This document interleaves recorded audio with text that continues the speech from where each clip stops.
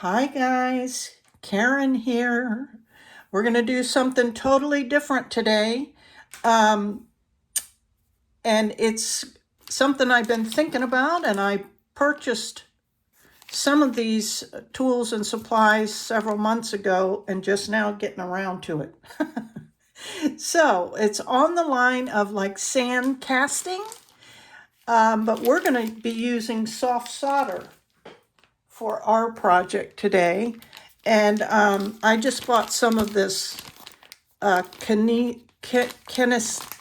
even know how you pronounce it.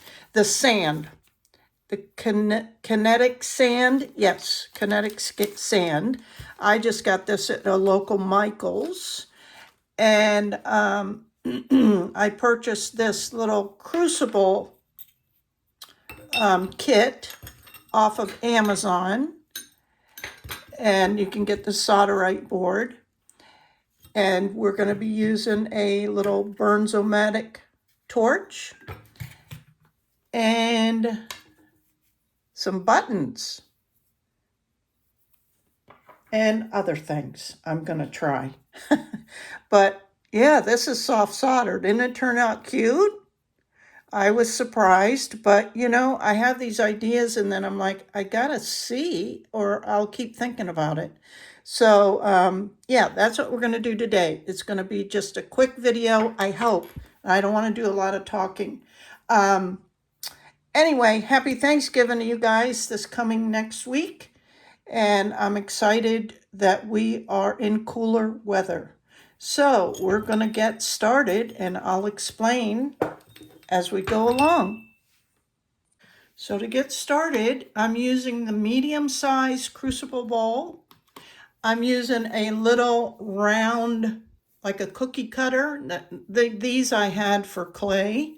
And don't worry, we'll remove this before we pour because obviously the plastic would melt.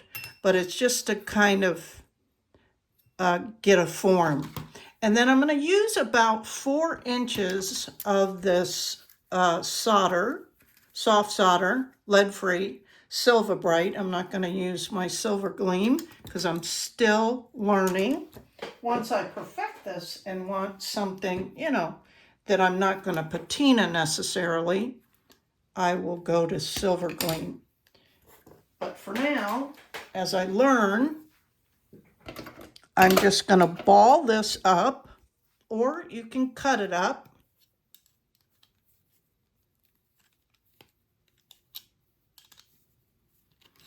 So it'll fit in the smaller crucible bowl, right?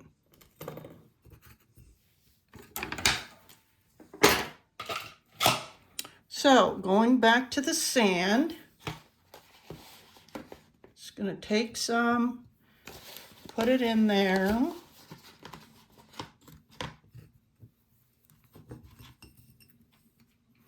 The key is to kind of get it level, right?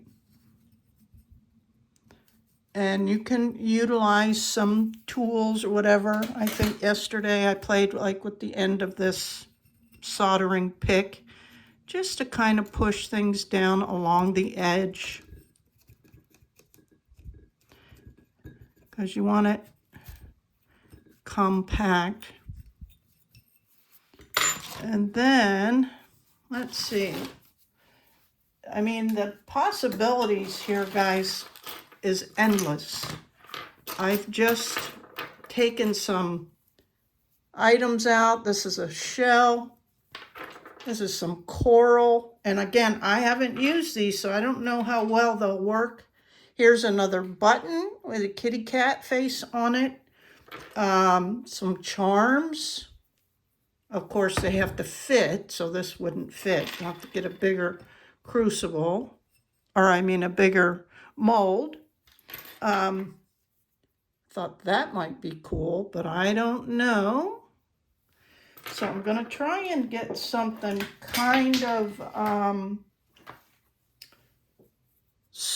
small and deep as I experiment. Here's another shell. Maybe that will be a good one.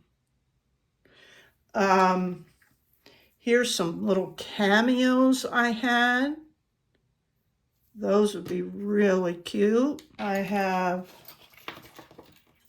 a mermaid charm.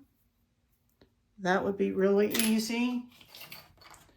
An elephant charm. So, what should I use? I mean, there's all kinds of, I was wandering around the house and digging through my old jewelry boxes and just looking for anything I could think of. Decisions. So, I think I'm going to try this little button of a kitty cat. I want to keep it kind of small.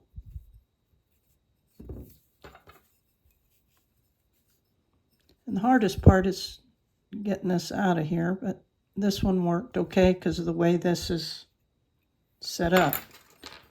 So you can see that.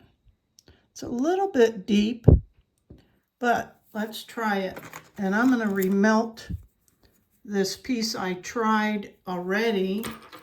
I did try it with this, and although it will totally work, figuring out how much solder you need is the biggest thing. So that's why I'm going to a smaller piece. Okay, a smaller impression. It's a little bit deeper, and the biggest thing I learned by watching all these videos recently on sand casting that I was not doing was you have to keep the heat on it as you're pouring, because the soft solder solidifies and cools so quickly that it just will cool before it gets into all the grooves. And it might do that on this one too. I don't know. We'll see. It's a lot of experimentation, guys, and just have to kind of figure it out and be patient and experiment. That's what the fun part is. It's a little aggravating as I'm trying to teach you guys because I'm running into some of the challenges as I film, so I apologize. But, okay, we are going to melt this or remelt it. And I actually prefer my bigger torch, personally. But for this purpose, I just want to show you guys it's totally doable. Just want to make sure it really is liquid, completely liquid, and don't burn yourself. Okay, here we go.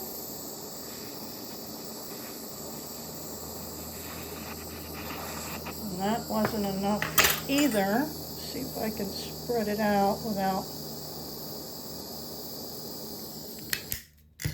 And then let this cool. Okay, let's see what we got. Then, of course, you're going to have to clean the sand off, which is easy enough.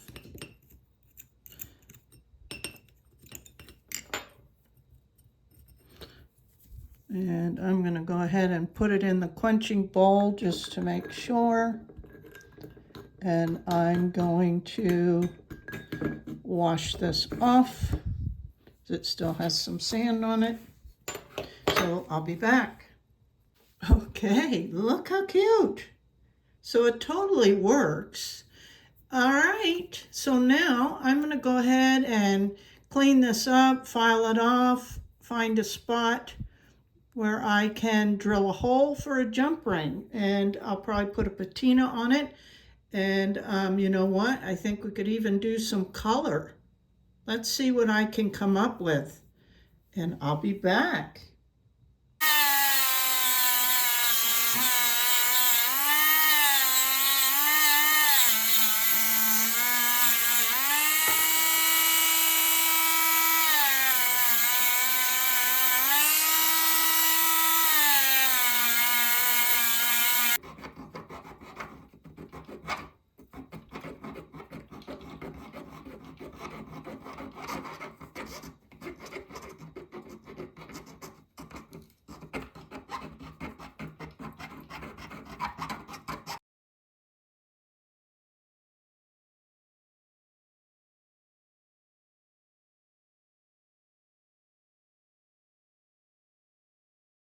Okay, guys, here is the final result.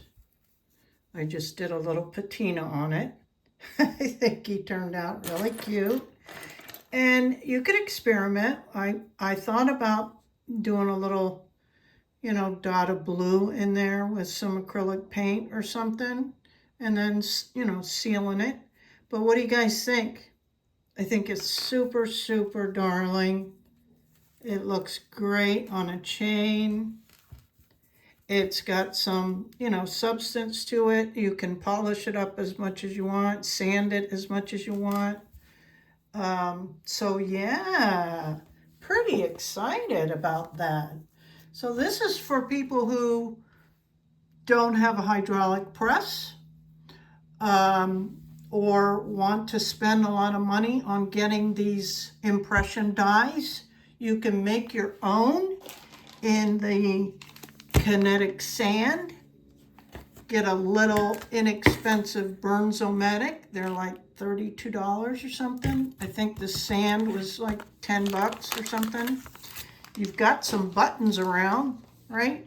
Or charms, or shells. I mean, I've dug out, I can't tell you how many things to try. Here's a whole thing of shells, charms, buttons. Yeah. So let your imagination run wild with this, you guys. So let me know what you think in the comments below. And of course, please like, share, and subscribe if you haven't already. And if you like my channel and are feeling generous and want to help support me so I can keep thinking outside the box, I'd appreciate it. And all that information will be located below the video. I'm using Buy Me a Coffee platform. You can donate, I think it's $3 for a cup of coffee, which it isn't really coffee. But anyway, thanks so much, you guys, and I'm thankful for you. What are you thankful for this Thanksgiving season? And until the next video, bye now.